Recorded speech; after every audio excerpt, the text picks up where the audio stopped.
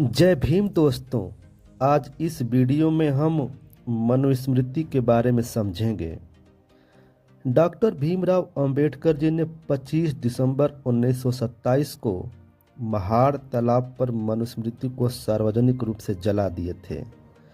आखिर क्या कारण था कि बाबा साहब ने मनुस्मृति को जला दिए थे?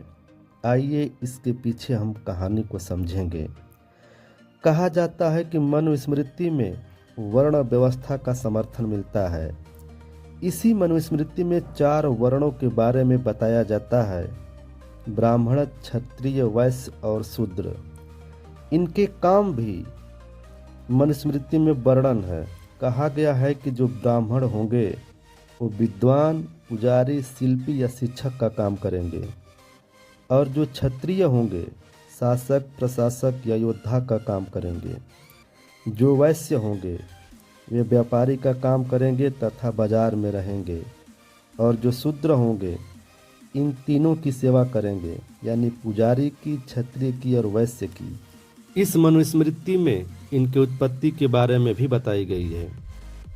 कहा गया है कि ब्राह्मण की उत्पत्ति ब्रह्मा के मुख से होगी, क्षत्रिय वर्ण की उत्पत्ति भुजाओं से होगी, वैश्य वर्ण की उत्पत्ति जंघा से होगी, और शूद्र वर्ण की उत्पत्ति ब्रह्मा की चरणों से मानी गई है। आप लोग खुद सोचिए कि क्या मनुस्मृति को जलाना सही था या गलत था। और शूद्रों के बारे में क्या लिखा गया है? शूद्र को कहा गया है कि मनुस्मृति को पढ़ने का इन्हें कोई अधिकार नहीं है। मनुस्मृति कहती है कि शूद्रों का काम केवल अपने मालिकों की सेवा करना है। शूद्र या दलितों को पढ़ने का कोई अधिकार नहीं है, और ना ही उन्हें कोई कानून के बारे में जानने का अधिकार है। मनुस्मृति में महिलाओं के बारे में साफ लिखा गया है कि एक लड़की हमेशा अपने पिता के संरक्षण में रहेगी, और शादी के बाद उसका पति संरक्षक होगा, यानी किसी भी स्थिति में एक महिला आज़ाद नहीं हो सकती।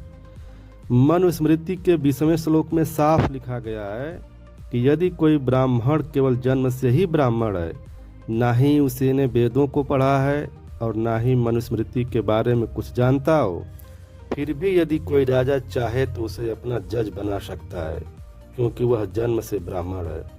लेकिन एक शूद्र या दलित, भले ही वह कितना ज्ञानी हो जाए, विद्वान हो जाए, वह ऐसा कभी नहीं कर सकता। आइए जानते हैं कि बाबा साहब अम्बेडकर जी की आखिरी लाइन, जिसमें मनुस्मृति को जलाने के पीछे एक तर्क दिए थे। 3 फरवरी 1928 को अपने न्यूज़पेपर बहिष्कृत भारत में मनुस्मृति दहन का एक्सप्लेन करते हुए डॉक्टर B.R. अम्बेडकर एक पत्र लिखते हैं कि मनुस्मृति को पढ़ने के बाद हम अम्बेडकर को विश्वास हो गया है यह सामाजिक विचारधारा को बिल्कुल सपोर्ट नहीं करती। यह मनुस्मृति केवल अंधविश्वास और पाखंड पर आधारित है। मनुस्मृति को जलाने का यही उद्देश्य है कि दलित या शूद्र किसी भी ब्राह्मण द्वारा बनाए गए धर्म को नहीं मानेंगे और ना ही उनकी पूजा करेंगे। तो दोस्तों, आज भी मनुस्मृति को जलाने की खबर न्यूज़पेपर में आती रहती है। यही कारण है दोस्तों कि आज हमारा भारत देश मनुस्मृति से नहीं बल्कि बाबा साहब अम्बेडकर जी के दिए हुए संविधान से चलता है। तो दोस्तों, आज की वीडियो में बस इतना ही।